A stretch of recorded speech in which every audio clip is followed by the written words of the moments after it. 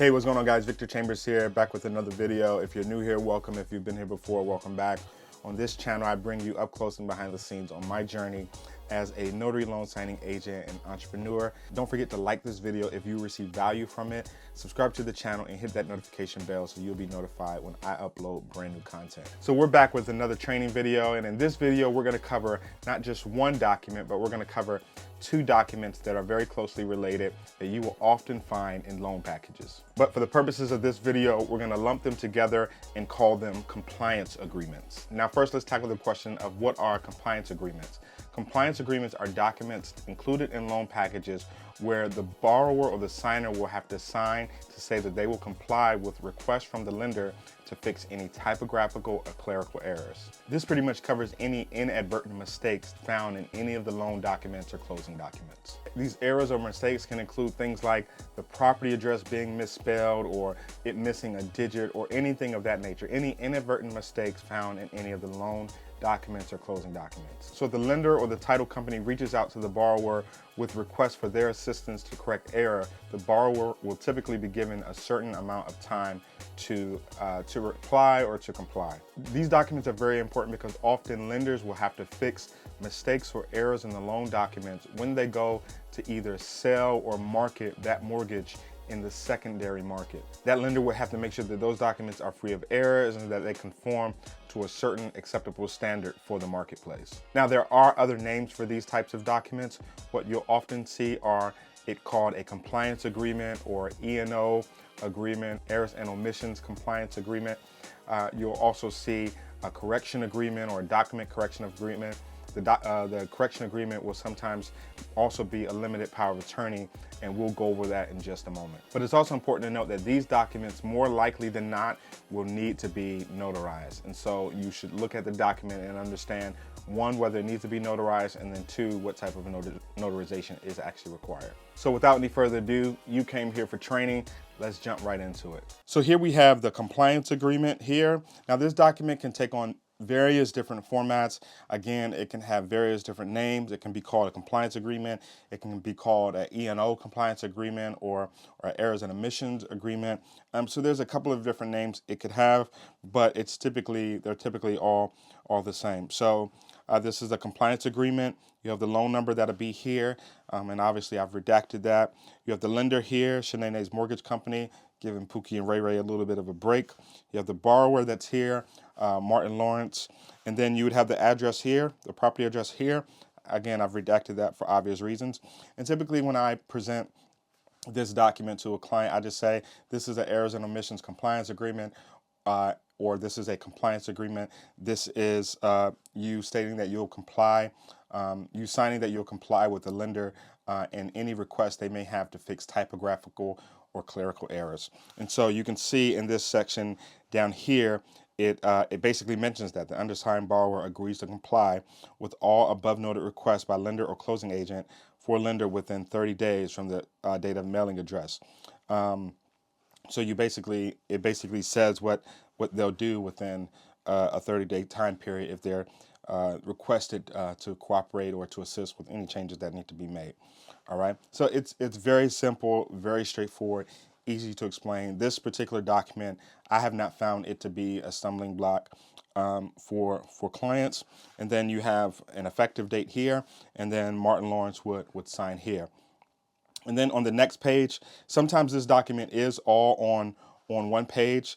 Sometimes it's not. I found that it's sometimes split across 2 pages. And so you see here, it is actually split across 2 pages. And on the second page, you have your notarial block. So you have the state here, you have the county here, New Jersey, Bergen County.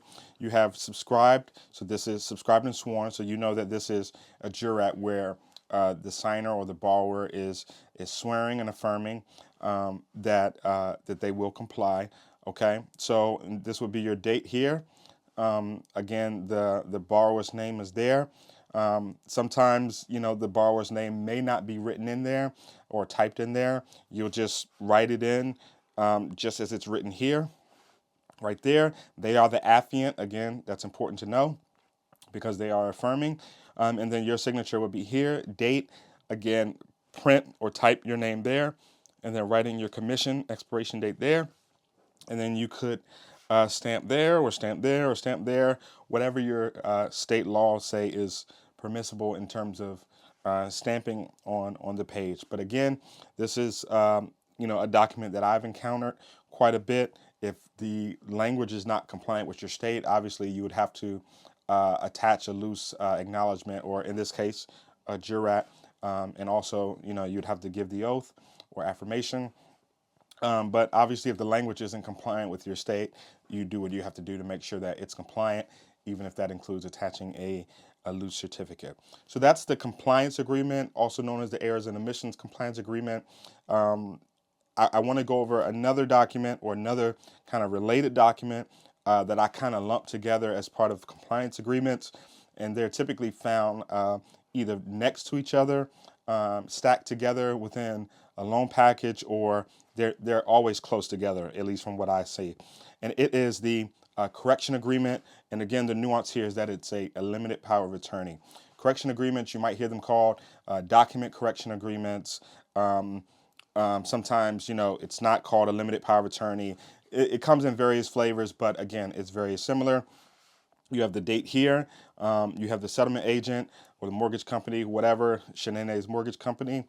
And basically, it gives the lender or the settlement company limited power of attorney to correct and or execute or initial all typographical and clerical errors discovered in any or all of the closing documentation required by the undersigned at settlement. Okay, so this is a limited power of attorney. Again, this language also says what the limited power of attorney does not give them the ability to do.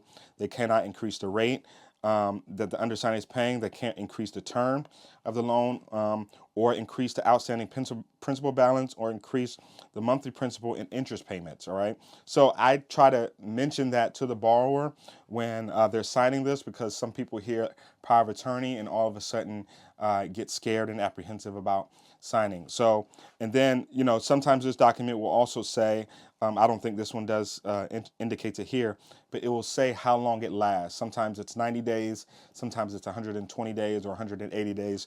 It really depends, but typically they don't last for forever. All right, so they're time bound. All right, and then the borrower would sign here, date there.